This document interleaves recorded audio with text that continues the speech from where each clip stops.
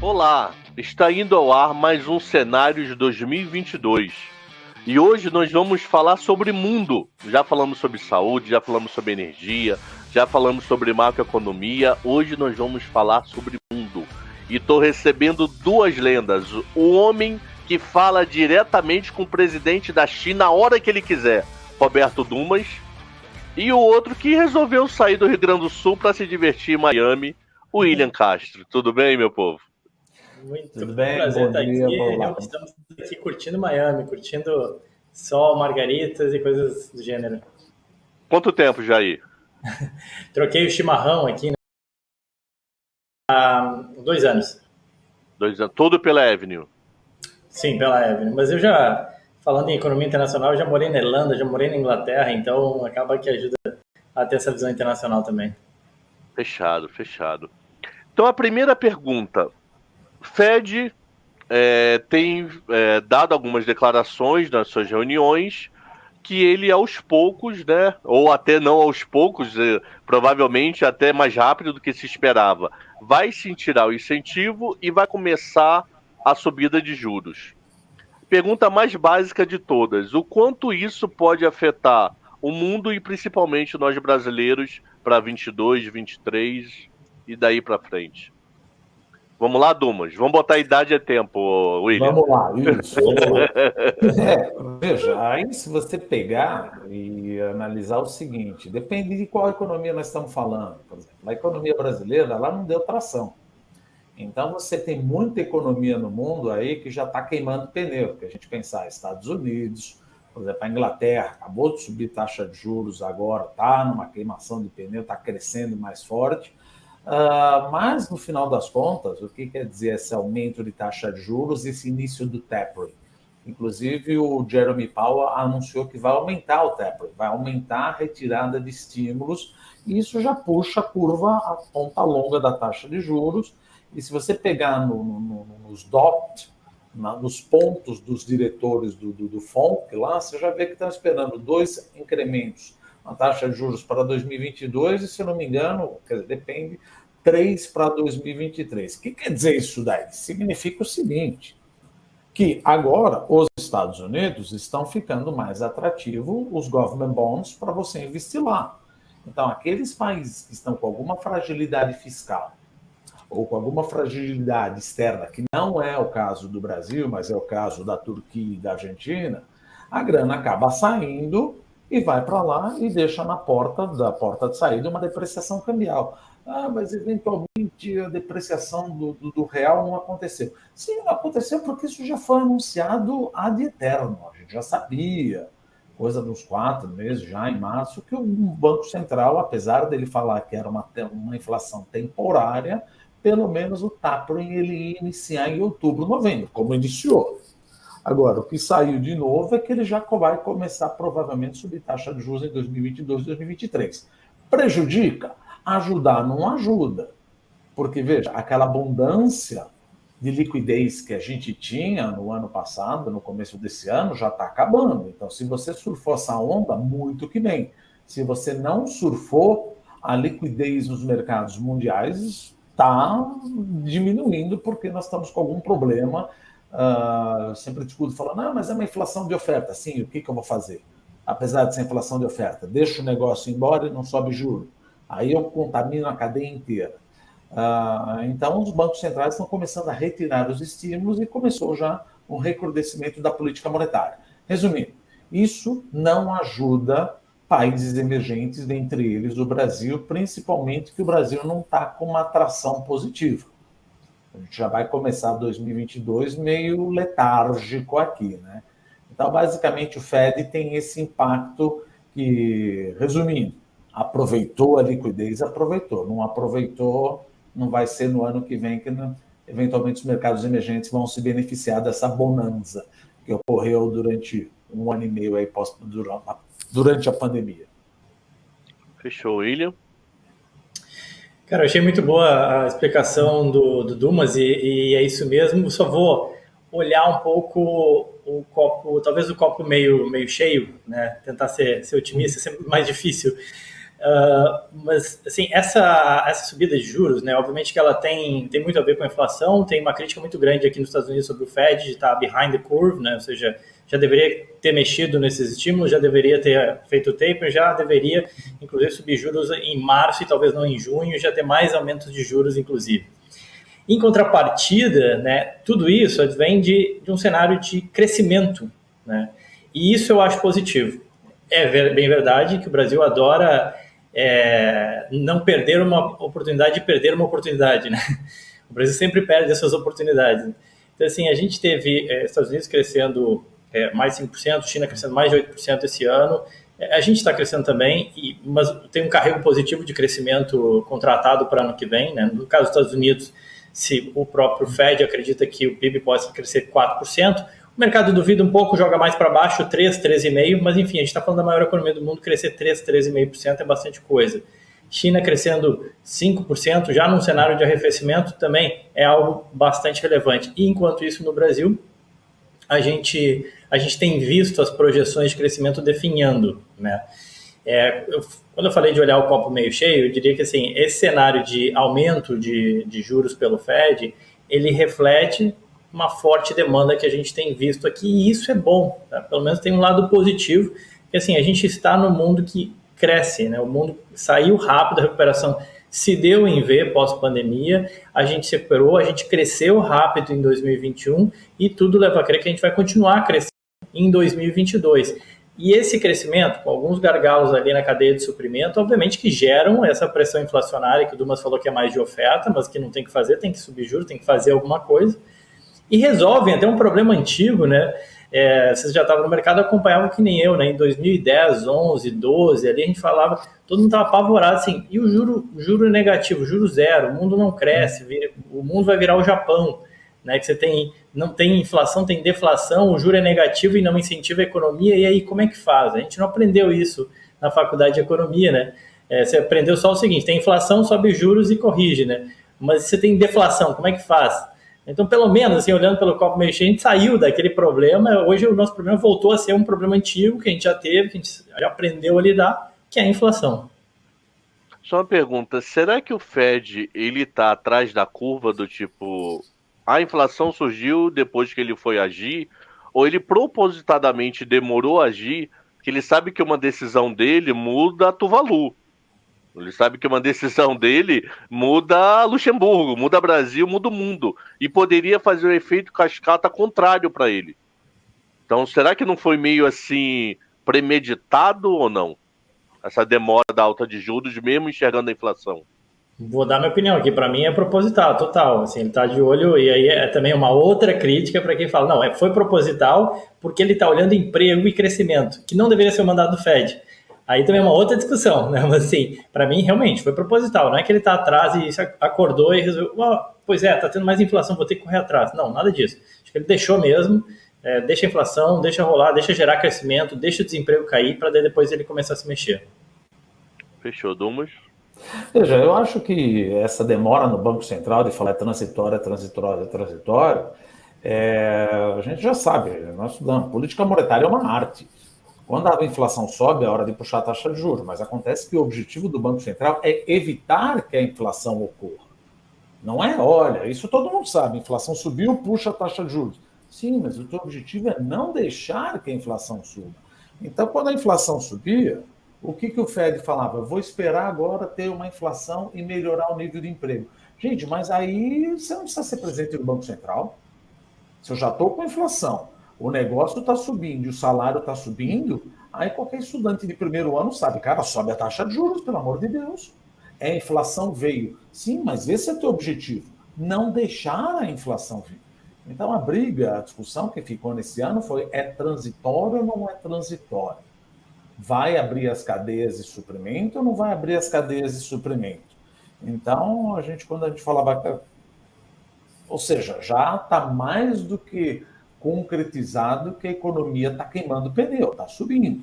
Então, agora, você tem uma meta informal de 2%, deixa o negócio... É só ver, por exemplo, o US TIPS, o Treasury Inflation Protected Security, que é a NTNBs da turma lá dos Estados Unidos, que é indexada à inflação.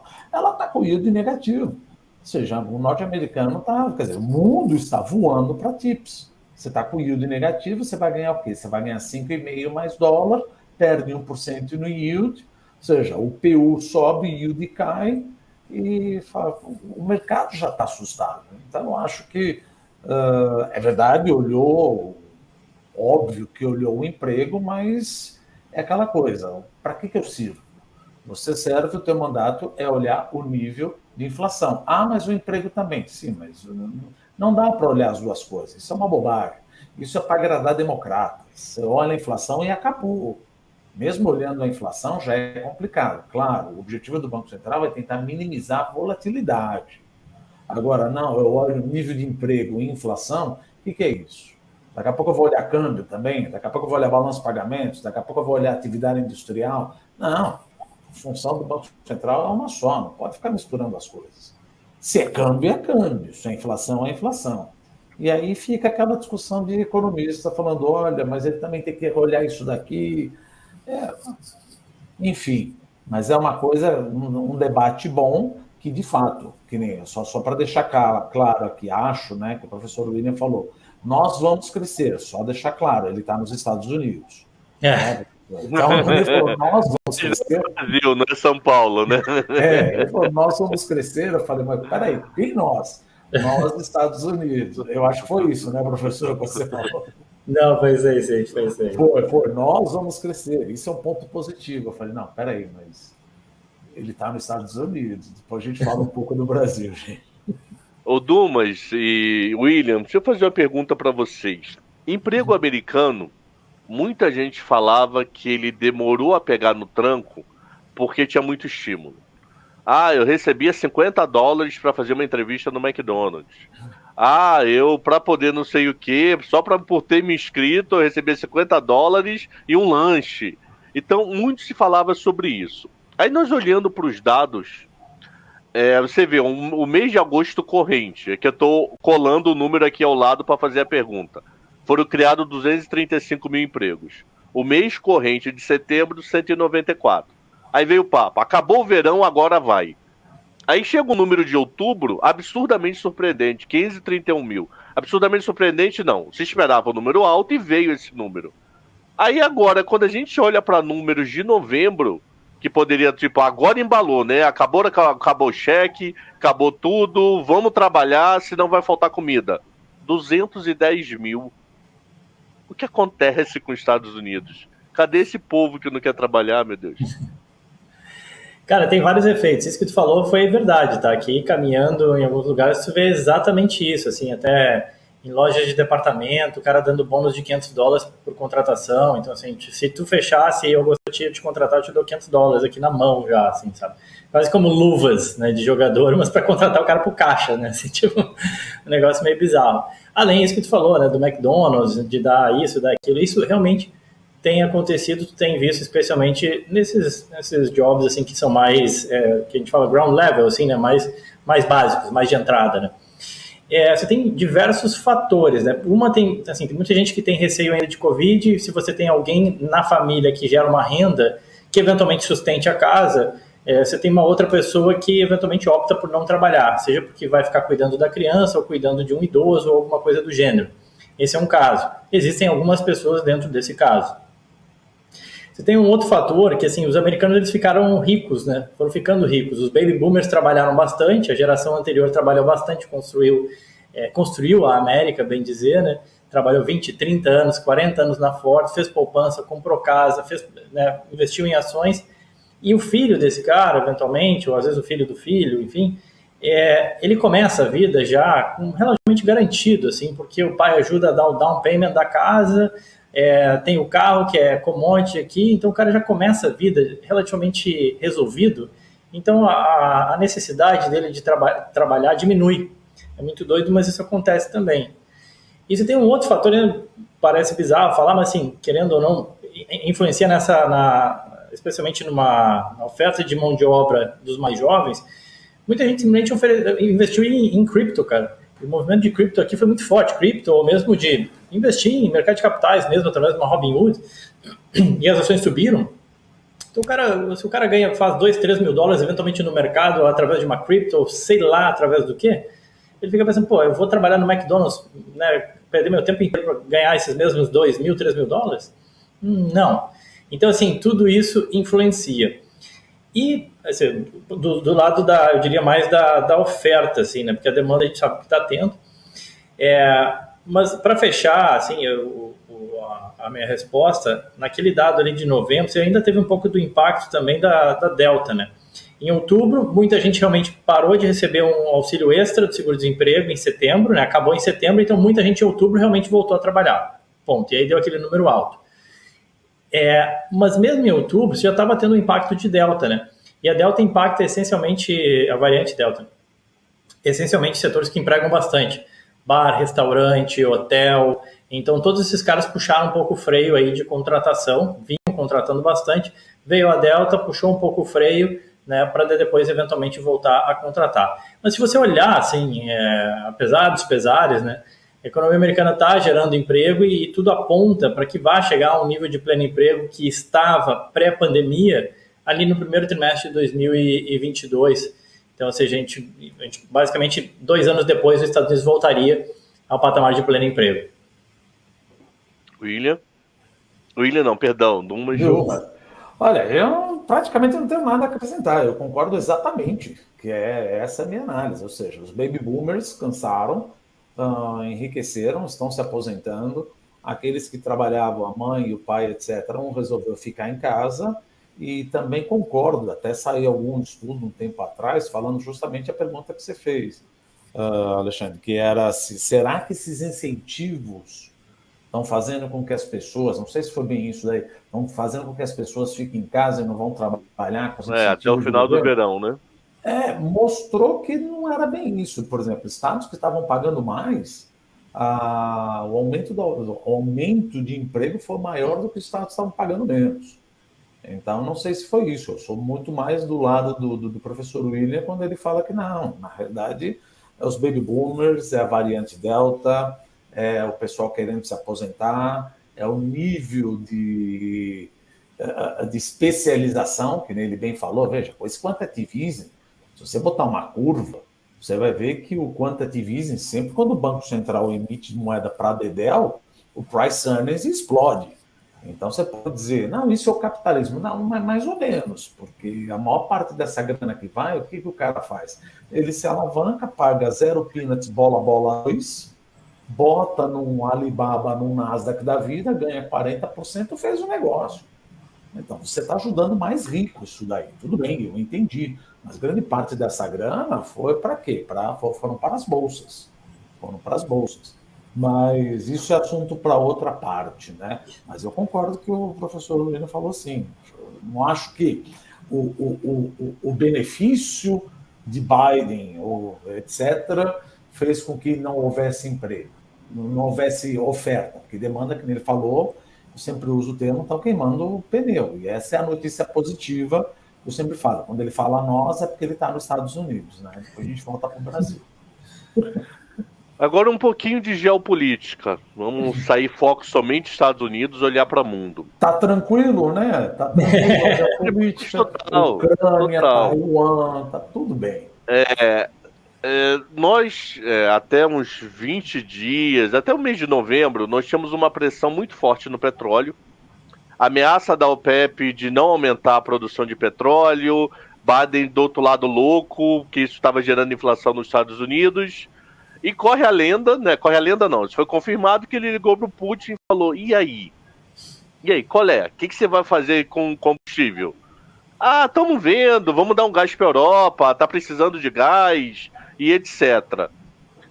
E eu conversando com alguns especialistas de programas que foram gravados antes dos de vocês, eles acreditam o seguinte, a estrutura produtiva do mundo hoje, na visão dos produtores de petróleo, eles não têm como dobrar a produção, porque estão com tecnologia velha, maquinário velho. Então, se eles quiserem dobrar a produção de petróleo, falta estrutura física no poço de petróleo. Eles não têm como resolver isso de modo muito simples, ok? Por que essa volta inteira? Como é que o Biden pode ou não pode tentar resolver esse problema de petróleo, esse problema geopolítico com Putin? Ou Putin está tão assim numa posição tão privilegiada que ele pode falar, tá bom, me ligou, mas segue a tua vida. Que, aliás, isso daí foi um meme da Economist, né?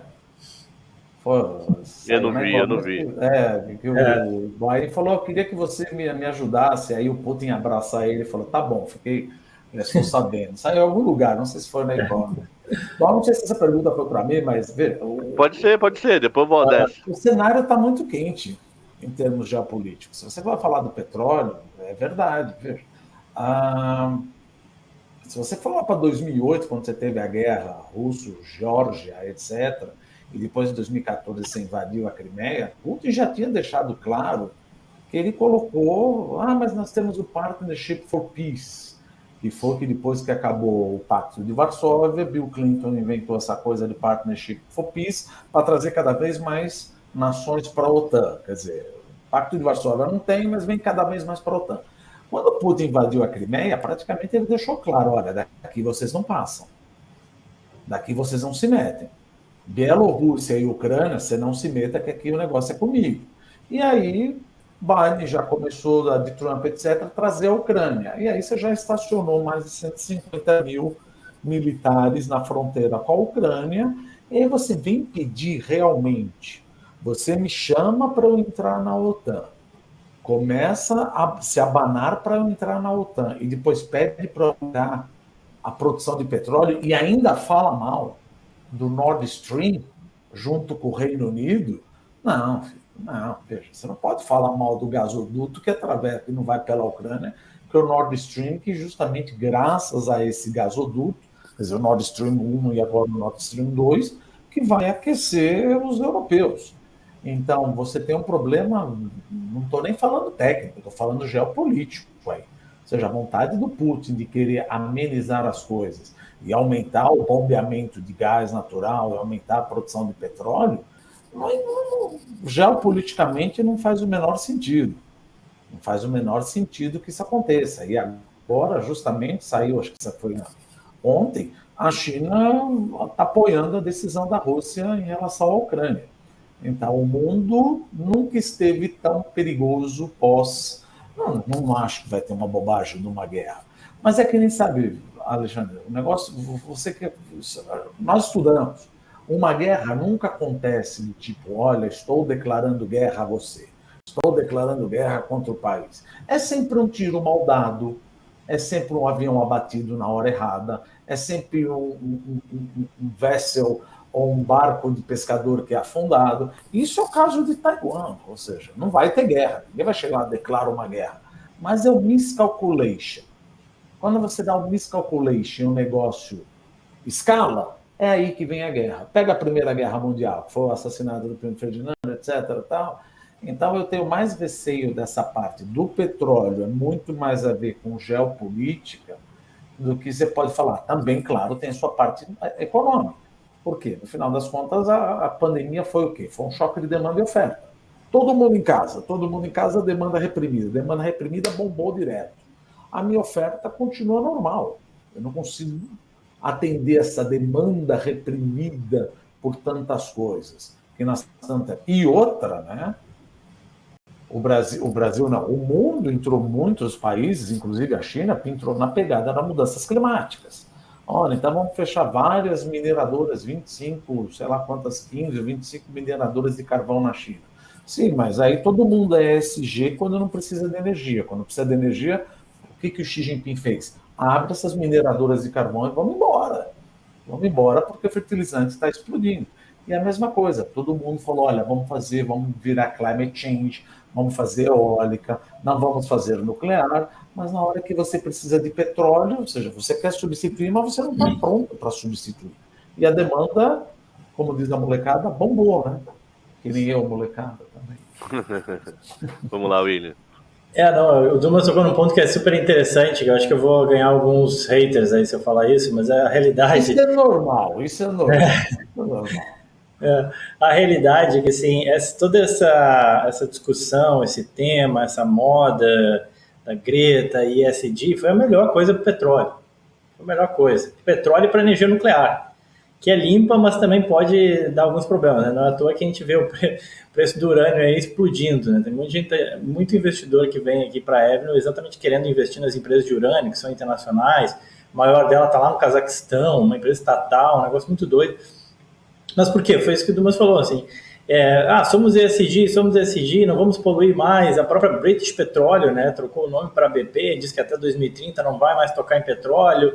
Várias empresas foram nisso, os acionistas cobrando, a Shell tomou vários processos lá na Holanda, exatamente por isso, para parar de emitir carbono, e por aí vai. Então, a Chevron aqui nos Estados Unidos, Chevron e Exxon aqui nos Estados Unidos, legal, o que esses caras fizeram? Beleza, então a gente não vai mais investir em petróleo. Ninguém quer mais petróleo no mundo, então a gente não vai mais investir em petróleo. Ponto. E aí cai exatamente naquilo que o Dumas falou. Você não tem investimento, a oferta fica limitada.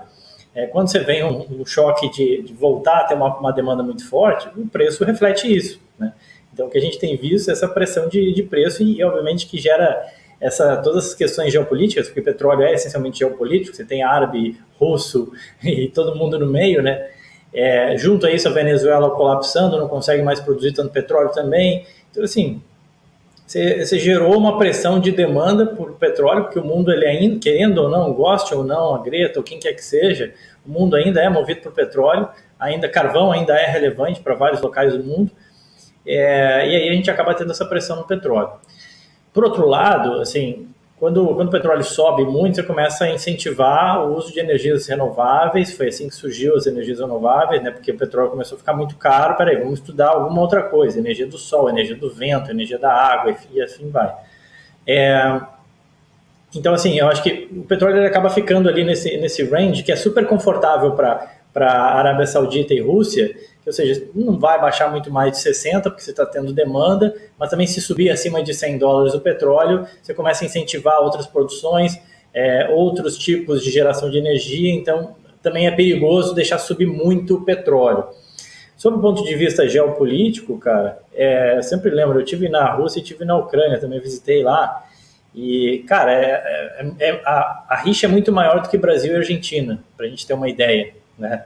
Mas é muito maior. A Argentina é só futebol, não pode brincar. Aqui é só futebol com o Brasil e Argentina. Exato. Lá, inclusive, assim, um dos maiores clássicos da União Soviética, né, era o Spartak Moscou e o Dinamo Kiev, né?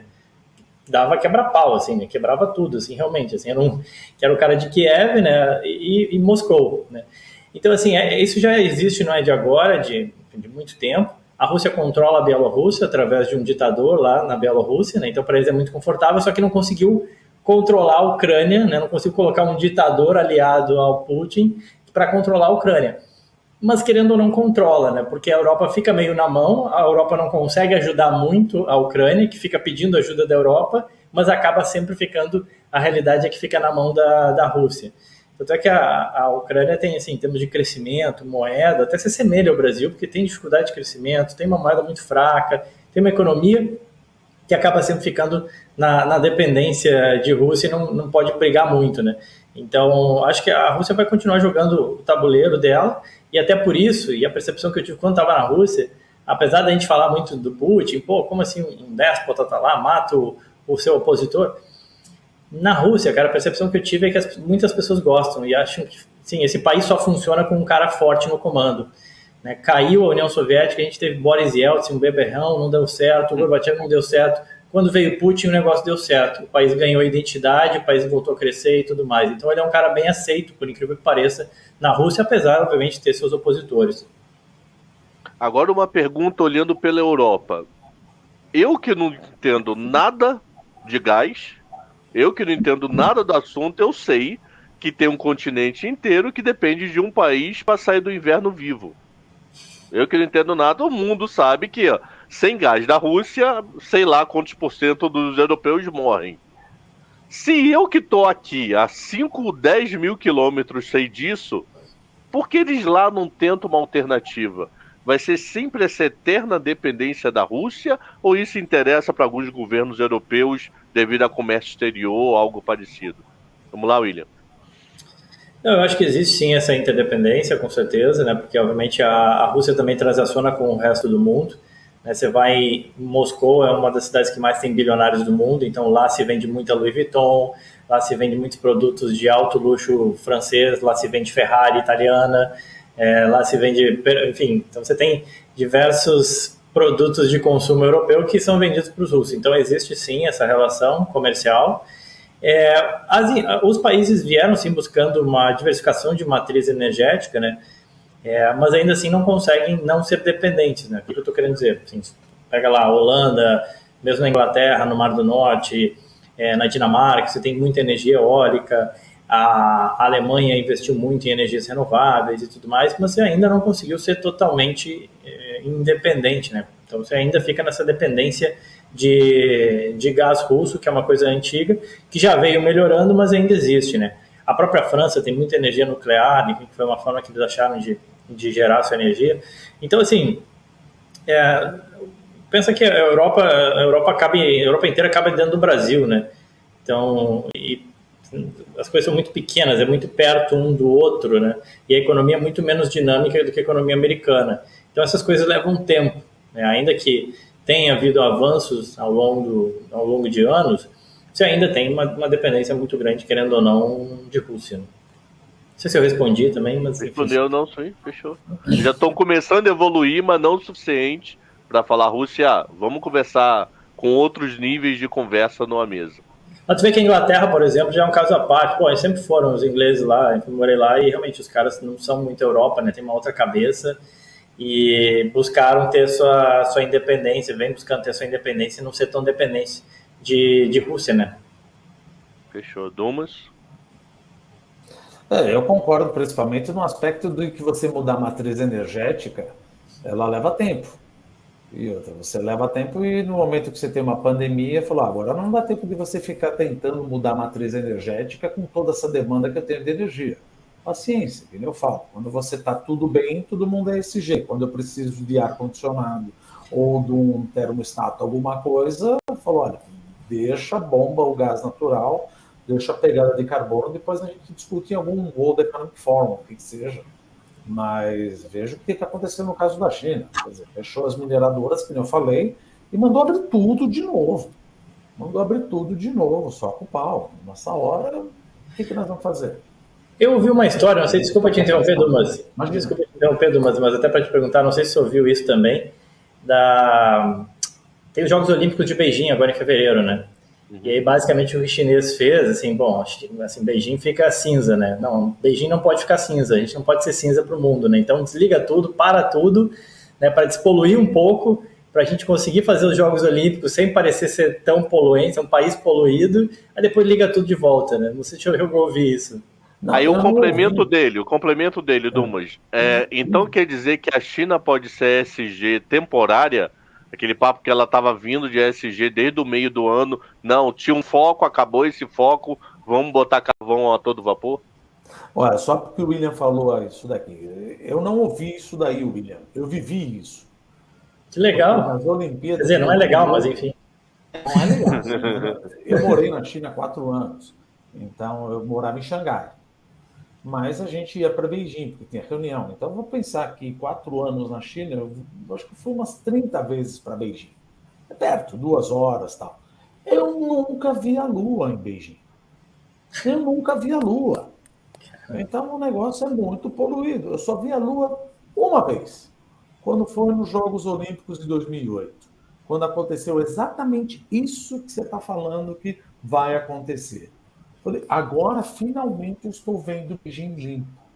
Desliga tudo, não só as termoelétricas, porque 45% é movida a carvão, mas também as obras de infraestrutura, que poluem muito. Então, para tudo, porque a gente quer se mostrar. Então, não é que eu ouvi alguém contar. Eu falei, cara, vocês precisam ver Beijing. E todo mundo que ia lá, ou seja, alguns amigos falavam, olha, já que você está aí, eu também vou. Você fala que é poluído, mas está tudo tão limpo. Eu falei, cara, você precisa vir aqui quando é inverno. É o fog? Não existe fog. Aqui é o smog. Fog você tem no Reino Unido. Aqui não tem fog. É smog que você está andando e não consegue ver o cara do outro lado da rua e as máscaras são absolutamente vendidas. Agora, o ESG da China foi muito mais porque Trump deixou para trás a mudança climática. Então, olha, o Xi Jinping, na realidade, o chinês, na realidade, quando ele fala mudança climática, ele não está realmente preocupado com a mudança climática. Ele está preocupado com o PIB dele e com a permanência do Partido Comunista Chinês no poder. Então, você tem lençóis freáticos na China colapsando e províncias caindo. Então, ele falou, olha, mudança climática significa perdas de vida, significa tensão social, significa menor crescimento econômico.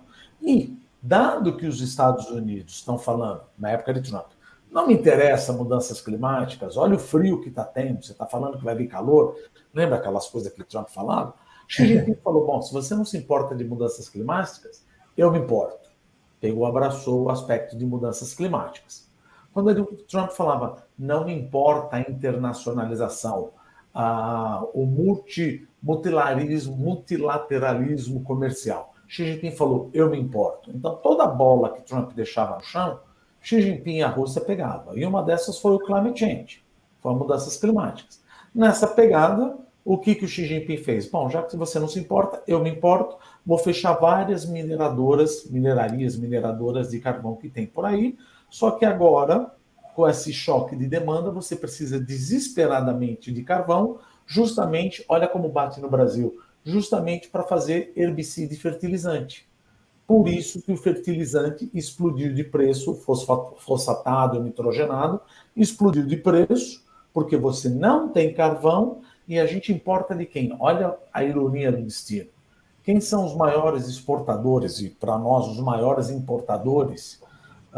Nós importamos mais fertilizantes de quem?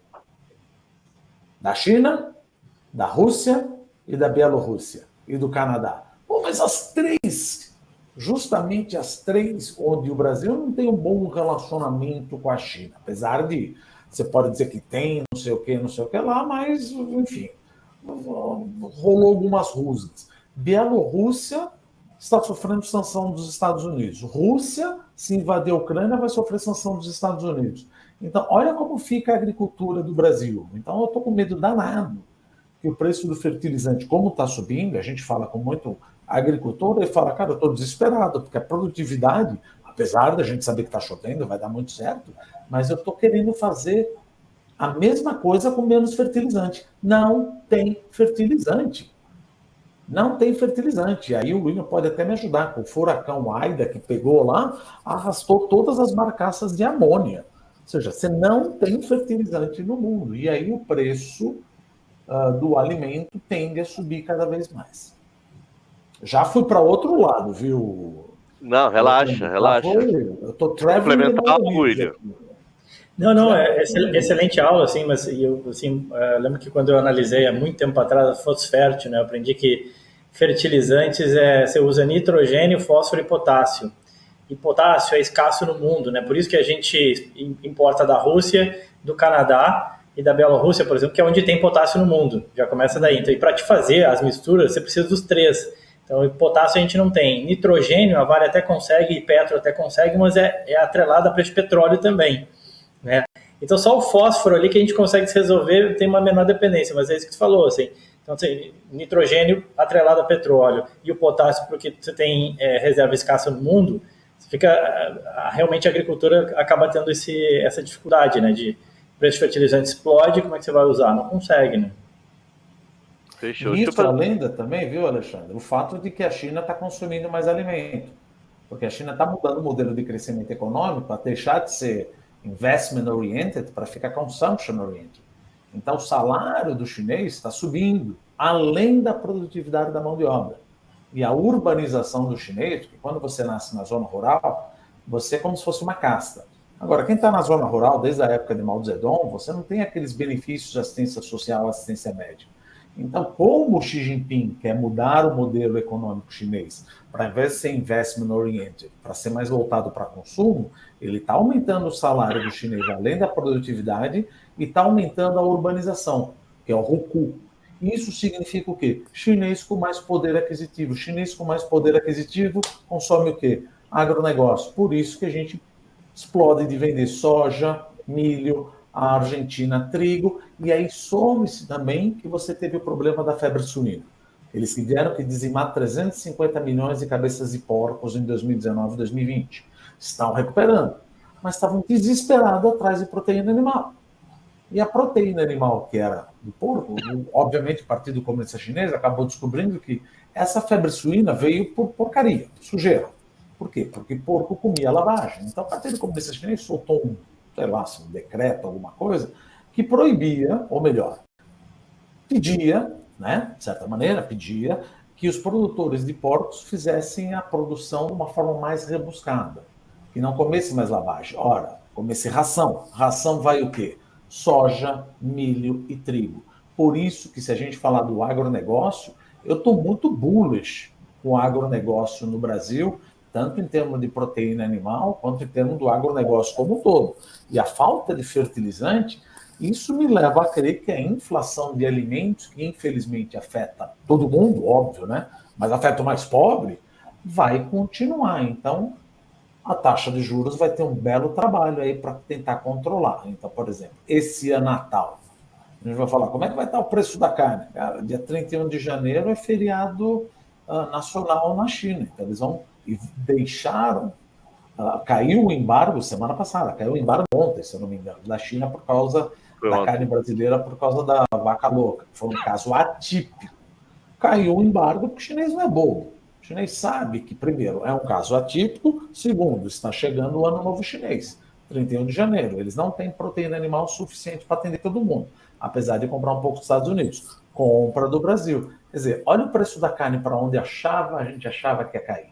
Você tem um fator sazonal, que é férias, Ano Novo, etc. E um fator estrutural, que é aumento da capacidade produtiva, não, a capacidade aquisitiva aquisitiva da população chinesa. Então, para mim, mudando tudo para falar de economia, eu estou muito bullish com o agronegócio no mundo como um todo. Falando agora especificamente de economia, o Banco Central Chinês, nos últimos relatórios, está dando meio a entender que vai fazer ao contrário do mundo. Ele vai começar com estímulos a partir da virada do ano. Aí aqui, com esse meu argumento, eu tenho outro argumento e vira uma pergunta. Então nós vamos ter a China com a possibilidade de aumentar estímulos em 22. Eleição presidencial, mega democrática, um candidato apenas, mas eleição presidencial na China. É aquele papo, quando nossos filhos forem estudar história, olha, no ano 2022, a China rapidamente se recuperou do Covid, o presidente foi reeleito. Então, de algum modo, eles vão tentar botar um PIB histórico. Como é que pode gerar, como isso pode ser bom para o Brasil? De algum modo, a gente vai ter que exportar mais, porque eles vão precisar de mais minério, vão precisar de mais comida, de mais tudo, e o quanto isso pode ser ruim para o Brasil. O quanto isso pode nos atrapalhar, do tipo, um deles é a inflação. De algum modo, a carne, em vez da JBS vender aqui, vai vender para o chinês. Em vez da Vale mandar minério para algum lugar, vai desviar para a China. Então, o quanto isso pode ser bom ou pode ser ruim, e concorda ou não com essa minha teoria, por favor? Sim, esse negócio de eleição para presidente chinês é bobagem. O Xi Jinping já é e acabou. Tanto é que a gente nem está pensando na eleição de presidente chinês. Ele já foi reeleito agora no 14º plano quinquenal, tanto é que ele já mencionou Taiwan, então nem está nas nossas análises o presidente. É ele, pronto. Agora, em relação a o que será que vai impulsionar o PIB? Eu não acho que o PIB da China vai bombar demais. Tanto é que eu acho que vai ficar entre mais ou menos 5%. Por que isso daí? Porque a gente sabe que a economia você tem 3 motores: consumo, investimento e exportação líquida. Exportação líquida não é mais o core, o driver da China. É o investimento. Então, cada vez que a China ou o mundo sofreu uma crise, por exemplo, em 2008, o que Beijing falava? Beijing ligava para os Big Four, para o Agricultural Bank of China, para o Bank of China, para o China Construction Bank, Industrial Commercial Bank of China, e falava: só bota e empresta para empresas de real estate, olha a Evergrande aí, e infraestrutura, que a gente precisa compensar a queda no consumo e compensar uma eventual queda nas exportações líquidas. Por isso que você vê um monte de cidade fantasma. Por isso que você vê essas empresas como Evergrande, Shimao, como essas aí, se alavancando demais. Isso aconteceu também em 2020, quando você teve o outbreak do Covid.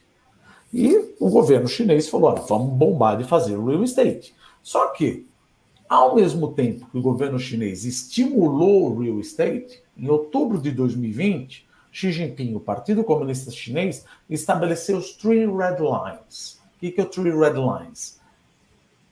As empresas de infraestrutura e de construção não podem se alavancar, por exemplo, mais do que o PL, não pode ter uma margem de EBITDA menor do que a despesa financeira, que é chamado os Three Red Lines. O que a Evergrande fez? Falou, olha, se eu tenho que me adequar a esses Three Red Lines, eu preciso fazer caixa. Na hora que eu preciso fazer caixa, o que eu tenho que fazer? Vou vender unidades. Na hora que você começa a vender unidade, o preço da casa cai. O preço da casa cai, você se alavanca mais ainda. E outra, olha o efeito da microeconomia.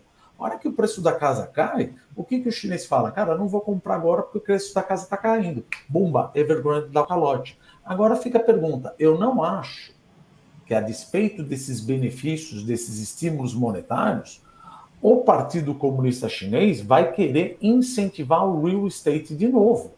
Falou, você acabou de inflar 2 vezes a bolha de real estate. Quer desinflar. E agora, em 2022, você vai querer inflar novamente? Não dá para você inflar essa bolha se você continuar pedindo que seja enforceable esses Three Red Lines de alavancagem. Então, o que eu acho? Que o minério de ferro, sim, nós vamos vender minério de ferro, mas não como nós vendemos em 2020. Eu não acho que... Tanto é que o minério de ferro já está numa... Caiu bastante, subiu tal, mas se você pegar nos últimos 24 meses, é o que mais apanhou. Então, eu estou muito mais bullish que nós vamos vender, talvez não em termos de volume ou de dinheiro. Não vamos vender minério de ferro como vendia. Não acho que minério de ferro volta para os, sei lá, acho que foi $120. Estou muito mais animado com a exportação de agronegócio e, de fato, isso beneficia minhas exportações, mas que nem você colocou. Mesmo que eu não venda para a China, que eu produza e faça aqui dentro. Eu não vou cobrar o mesmo preço, ou melhor, como tem candidato a presidente falando, não, o petróleo você tem que cobrar o preço de extração. Não, eu vou cobrar o preço que o melhor eu posso ter, lá fora. Então, mesmo que essas empresas que vocês citou, frigoríficas, forem vender aqui dentro, eles vão vender ao preço que eles teriam se vendesse lá fora. Porque o objetivo da empresa é o quê? Maximizar o lucro. Por exemplo, jogando a Petrobras. Todo mundo fala, a Petrobras tem que pagar, tem que cobrar o preço de extração, porque ela tem que maximizar, tem que atender a maioria da população. Sim, mas eu sou a maioria da população, eu sou o tesouro. Quando a Petrobras não maximiza o lucro, ela está prejudicando eu. Não sou nem minoritário, eu sou o tesouro. Então, ao fazer isso, manda menos dinheiro para o tesouro e acaba tributando mais.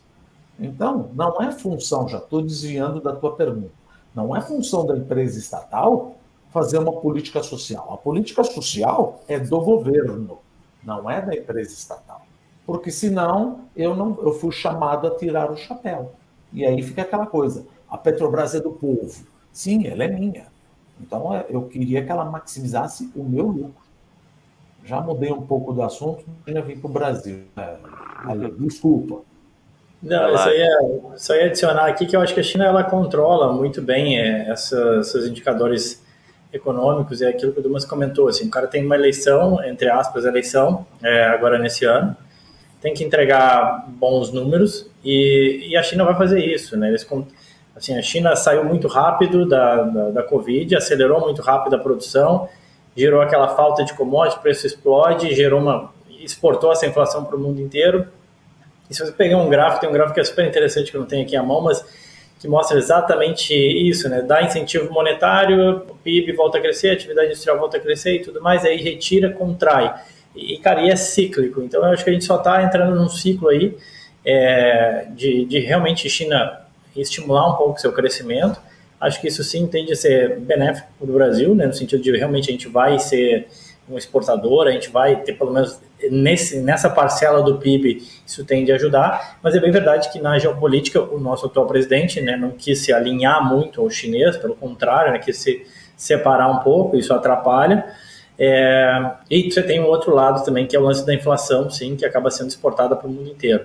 Mas acho que já, que nem o Dumas já explicou muito bem, não vai ser só pela vertente do real estate, né? Você tem parte de consumo, você tem a parte de consumo agrícola. O chinês ele tem uma propensão a consumir menor, né, do que o brasileiro ou que o ocidental, então isso também é uma dificuldade, né? O próprio asiático, em geral, o japonês também tem isso, né?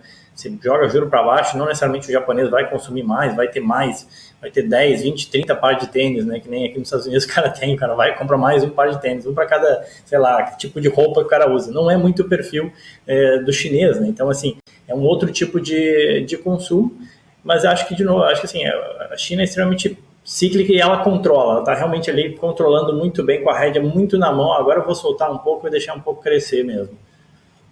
Eu vou fazer uma pergunta para vocês aqui, que eu fiz de outro modo para outros que passaram. Como assim? Eu gravei já com o pessoal de educação. Aí eu perguntei para eles, olha, que ação brilha os seus olhos? Que ação eu não posso deixar de ter em 2022? Para vocês a pergunta vai ser o seguinte: imagina que eu tenho um ETF que represente um país. Então eu tenho um ETF que represente o Brasil, eu tenho um ETF que represente China, eu tenho um ETF que represente Estados Unidos. Que ETF eu não posso deixar de ter em 2022, William? Qual o país de bola da vez? Essa é boa pergunta, né? Mas eu acho assim,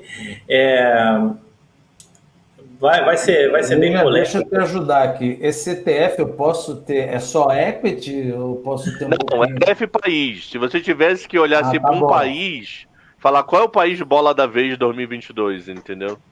Que a gente tem que olhar com muito carinho, porque vai crescer, vai ser uma coisa legal, vai ajudar o mundo. William, deixa eu te ajudar. Ninguém tá mandando a gente comprar nada, que eu não sei se não, já tá no preço. Não, ninguém CNPI, não é uma indicação, nada disso. É só para a gente pode falar debater aqui. Mas já subiu demais. Ó, William, já fiz o disclaimer, manda bala. Não, legal. Não, assim, eu acho assim, chamou a atenção não só de minha atenção, mas chamou a atenção do mundo inteiro. Tudo isso que aconteceu na China e o valuation hoje de diversas empresas da China, né? Então, assim, de bolsa chinesa mesmo, né? Tudo bem, você poderia ir para, eventualmente, ETF de título público, ou de bonds, ou tudo mais, mas, assim, eu acho que teve quando você pega valuation relativo de diversas empresas, especialmente de tecnologia, pega a Bolsa de Hong Kong hoje já negocia praticamente ao valor de patrimônio as empresas, né? A Bolsa Brasileira também tem muitas métricas que mostram que a Bolsa Brasileira está barata, enfim, mas você tem uma eleição, você tem alguns desafios aí, não vai crescer, ou talvez cresça pouco, enfim, em compensação a gente está falando aqui que China vai crescer, está voltando a incentivar, e ainda assim você pega empresas de tecnologia que caíram 60%, 70% na China. Cara, tem que ter muito estômago, obviamente, porque China é um grande ponto de interrogação, a gente nunca sabe o que vem de lá, né? Com algumas canetadas ou com alguns comentários, o cara basicamente destruiu o mercado de educação do país, né? Assim, em termos de as empresas de educação acabaram praticamente na bolsa, caíram 90%. A Uber chinesa está saindo da bolsa, né? Entrou na bolsa, já está saindo, a Didi, e por aí vai. Mas ainda, a despeito de todos esses riscos, assim, eu entendo que você tem diversas empresas ali de tecnologia que hoje negociam a múltiplos ou a valores, enfim, que são muito descontados na China, especialmente porque a gente coloca que assim, essas empresas ainda estão crescendo e os números de China são bizarros, né? Você pega a Pinduoduo lá, que é uma empresa, uma mistura de Pinterest com Groupon, com Alibaba, com um monte de coisa, a empresa tem 800 milhões de clientes. É um negócio surreal, assim. A Alibaba mesmo tem 900 milhões de clientes na China, tem mais 200 e poucos milhões de clientes fora da China. Então é um negócio surreal. Os números são muito estratosféricos, assim, né? Muitas dessas empresas têm mais clientes do que uma Amazon, por exemplo. Algumas dessas têm tanto cliente quanto uma Amazon, mas valem menos de um terço do que vale uma Amazon, por exemplo. Então, assim, acho que China chama atenção.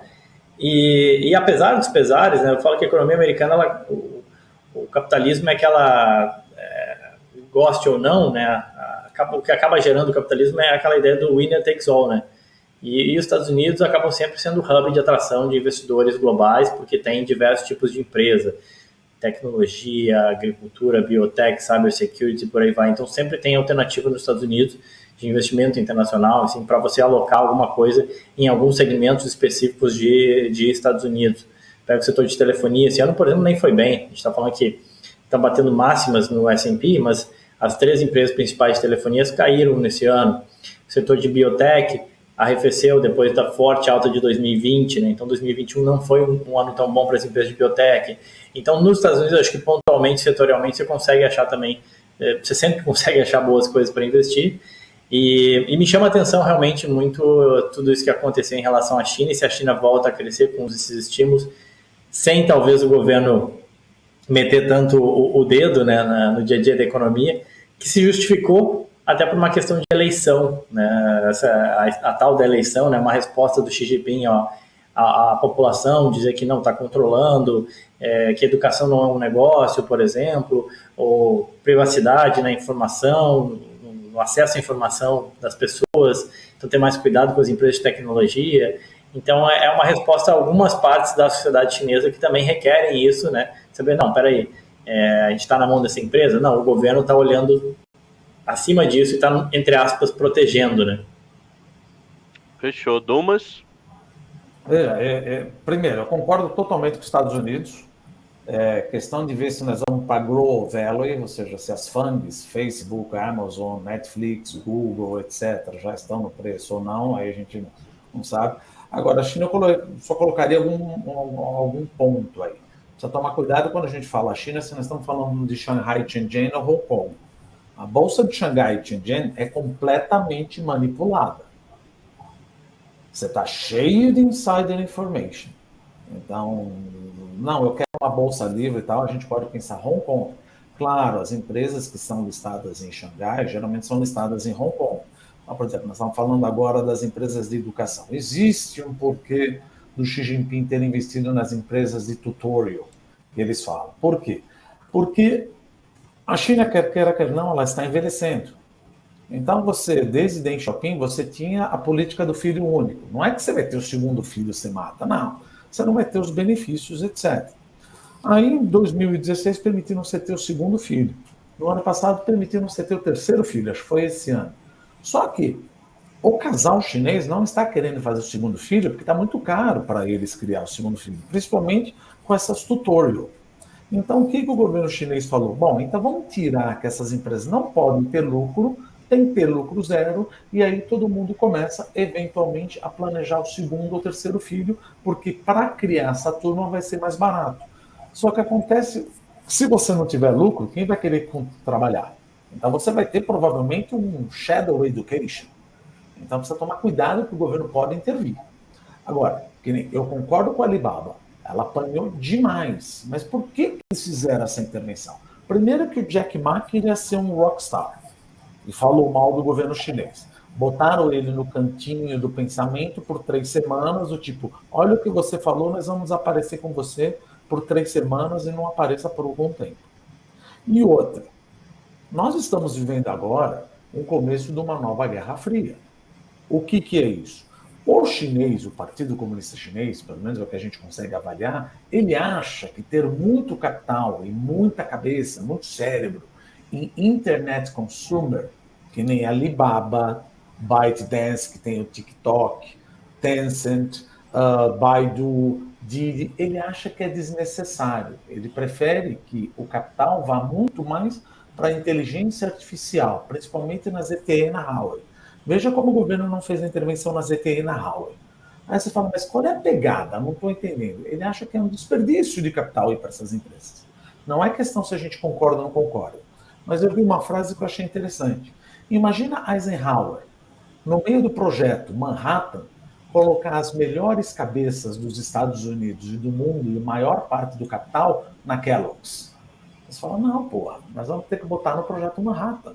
Então, o que eles estão pensando, ninguém está falando que teremos uma guerra quente, mas ele quer muito mais ganhar a guerra do cyber attack e cyber technology, muito mais corrente nos Estados Unidos. Essa vai ser a corrida, verdadeiramente, da briga entre Estados Unidos e China. O cyber technology. que vai ser diferente. Então, por isso que ele falou, para de botar dinheiro em TikTok. Não é essa a pegada. A pegada é tecnologia artificial, inteligência artificial para a gente ganhar a corrida, entre aspas, armamentista com os Estados Unidos. Então, é esse que o chinês quer. Só que nessa brincadeira, você vê que empresas como o William acabou de falar, a Alibaba despenca, porra. Não é possível que ela está valendo isso como múltiplo. De novo, ninguém está falando para comprar nada. Mas essas empresas de tecnologia apanharam demais. Mas, de novo, estômago de avestruz. Porque qualquer dia ele entra e faz isso. Mas é aquela coisa, se você não quer risco, compre o US Government Bonds. Se você quiser risco, ou seja, risco-retorno, né? Qualquer Markowitz vai mostrar isso daí. Acho isso. Povo, já estamos... O Alexandre gostou de Markowitz, né, Alexandre? Porra. Tô na minha área. Povo, já estamos com 1 hora de bate-papo. Porra, voou já. Começou há 1 segundo e já tem 1 hora. Primeiro, eu quero agradecer a vocês por terem aceito o convite. Pô, muito obrigado. E agora eu quero fazer 3 perguntas que eu fiz para todo mundo que passou aqui. Então, independente se falou de saúde, se falou de macro, se falou de China, se falou de Porto Alegre, e o que falou, eu fiz a mesma pergunta. E, William, vou começar por você. Que livro eu não posso deixar de ler em 2022? Eu vou sugerir o meu. Não, brincadeira. Eu tenho que escrever um para daí nessa hora fica mais fácil, né? Fazer o meu livro. Não, mas cara, eu gosto, gostei muito eu gosto muito da filosofia de investimento em mais value investing, né? E bebi nas fontes dos tradicionais, o investidor inteligente, Warren Buffett e tudo mais. Mas eu sou muito fã de um cara chamado Peter Lynch, e aí é sempre possível você achar diversos ativos esquecidos, né? Muita gente só se fala de metaverso agora, né? Muita só se fala de tecnologia mais high-tech. E eu sempre falo aqui para os clientes da Avenue que, cara, tem empresa que paga dividendo há 60 anos. Tem empresa que já passou cenário de inflação alta, baixa e tudo mais, juro alto, baixo, presidente, isso, aquilo. Então, é legal buscar e achar essas empresas que às vezes não vão render 100% no ano, mas vão render 20, 30 e de forma sustentada, ou 10, 15, 20, 30 de forma sustentada, que quando você faz o compounding disso, gera um baita retorno de longo prazo, né? Então, eu sou muito fã do One Up on Wall Street, que eu acho que no Brasil foi traduzido como o jeito Peter Lynch de investir, se não me falha a memória. Fechou. Dumas? Bom, eu acabei de pegar aqui, eu já li e tal, mas como o título é grande, você chega numa idade que você não decora o título tão grande. O primeiro livro que eu sugeriria era do Pastore. Erros do passado, soluções para o futuro. A herança das políticas econômicas brasileiras do século XX. Eu acho que ele mostra todos os nossos erros e como nós estamos cometendo o erro novamente. E aí, como saiu o livro esse ano, e o assunto está quente, nós comentamos tudo disso daqui agora, eu, de certa maneira, modéstia para sugeriria o meu, que é justamente essa briga que está ocorrendo. O livro chama China versus Estados Unidos. E como a geopolítica mudou, etc. Eu acho que está mostrando bem como é que, no tabuleiro, e qual é o impacto dessa geopolítica, dessa mudança na geopolítica na economia. Então, acho Fechou. Que esses 2 livros eu acho bacana. Do mais, se você pudesse conversar com uma pessoa no mundo que ainda esteja viva e que você nunca tenha conversado, quem seria e por quê? Olha, eu gosto muito, gostaria muito de conversar com o Paul Krugman. Por quê? Economista. Para mim, ele, junto com Nouriel Roubini, são 2 economistas que a gente chama o state of the art em relação às crises. Eles conseguem, ele tem o dedo no pulso mesmo de todos os países do mundo, entende mostrar qual é a idiosincrasia de cada um e com ele você toma a melhor decisão do teu plano de negócio, do teu plano de investimento. Então, se eu pudesse conversar com essas 2 pessoas, Nouriel Roubini e Paul Krugman, para mim seria Excelente. Perfeito. Fechou. William? Cara, da minha parte é fácil, né? Enquanto tá vivo, ainda no sonho, um dia, quem sabe, né? O oráculo de Omaha, né? O Warren Buffett, cara. O cara que, assim, ensinou muito tudo que eu sei de mercado, tu acaba bebendo muito na fonte daquilo que ele ensinou, não necessariamente colocar em prática exatamente do jeito dele, enfim, ele tem o seu jeito, mas é um cara que sou fã, enfim, já assisti documentário dele como pessoa e como profissional, então acho que é um cara que conhece a economia americana como ninguém, né? Então, assim, seria muito legal poder conversar com ele. Fechado. A última pergunta para os dois. William, eu e o Dumas damos aula para gente de 18 anos de idade a 50 anos de idade. Nós já trabalhamos juntos no IBMEC. Imagina que você vai dar uma palestra para minha turma de 18 anos de idade. Só tem alunos com 18, 17. Qual é a principal dica de vida que você daria para eles? Cara, uma das coisas mais difíceis que até hoje eu tento fazer, até no exercício, né? Eu tô brincando que todo dia eu posto no meu Instagram, que é só para marcar lá e para mostrar que eu tô fazendo e que é o lance da consistência, né? Você conseguir fazer uma coisa, aquela história da água mole em pedra dura, tanto bate até que fura. Isso serve para muita coisa na vida, cara. Consistência, cara, é a coisa mais difícil que tem. Investimento, você sempre aportar, tá sempre investido ali, e ao longo de, não de um mês, mas ao longo de 20 anos você vai ver resultado. Eu brinco até para casamento, né, cara? Todo dia você tem que estar ali regando a planta ali do casamento, todo dia que você tem que estar ali, ou com paciência, ou com amor, enfim. Então a questão da consistência, cara, é um negócio extremamente útil e que faz total diferença para diversas áreas da nossa vida, né? Nem fluxo de caixa, né? Casamento é que nem fluxo de caixa. Tem uma coisinha que te enche o saco no casamento, cara, um relacionamento, pensa que isso vai te encher o saco durante 20, 30 anos e traz isso a valor presente para ver se vale a pena você casar com essa pessoa, né? A ideia do fluxo de caixa, ela serve para várias coisas, cara, que é isso, quando você joga na perpetuidade, isso, cara, vai ficar para sempre isso, essa encheção de saco. Então, é isso mesmo. Então, esse lance da consistência de um pouquinho todo dia para o investimento, para a vida, cara, eu acho que é fundamental. Ô, William, só para complementar rapidinho, Dumas, eu fiz essa mesma pergunta para uma pessoa e ele falou, só case uma vez. Não. Só case uma vez, porque é caro casar a segunda e a terceira. Eu nem vou falar de casamento, Deus me livre. Para mim, olha, o meu fluxo de caixa está ótimo, que Deus me ajude e perpetue. Eu realmente entro nessa mão. Vamos lá, Dumas, o que você falaria para sua sala aí no INSPER? Que hora a dica de vida que você daria para eles aí em sala? Olha, eu sempre ouço uma coisa, disciplina e foco. A gente fala isso é bobagem, mas você ter disciplina. E outra, uma coisa que eu sempre falo também. Aproveite a sua juventude e estude cada vez mais. Porque eu deixei muita coisa para trás. É óbvio que nessa idade, com 18 anos, a testosterona está bombando, etc. O professor é que hoje em dia, os professores eles têm vontade de explicar. Na minha época não tinha. Então, vamos sorver toda essa possibilidade que o professor tem de querer te ensinar. Porque depois vai ficar cada vez mais difícil. Vai ficar cada vez mais difícil. Então, eu acho que disciplina, foco e sorver o que tudo que a vida está te ensinando agora, eu acho que é a melhor coisa. Eu sempre falo para os alunos isso. Gente, vocês não estão aproveitando. Vocês não estão aproveitando.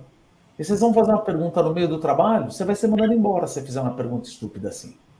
Você vai se queimar. Então eu falo sempre para eles, é melhor vocês se queimarem comigo do que se queimar num banco de investimento. Num banco de investimento você vai ser alvo de bullying. Então deixa eu te ajudar. Então tem professor que, poxa, mas você não ganha dinheiro? Não, óbvio que a gente ganha dinheiro.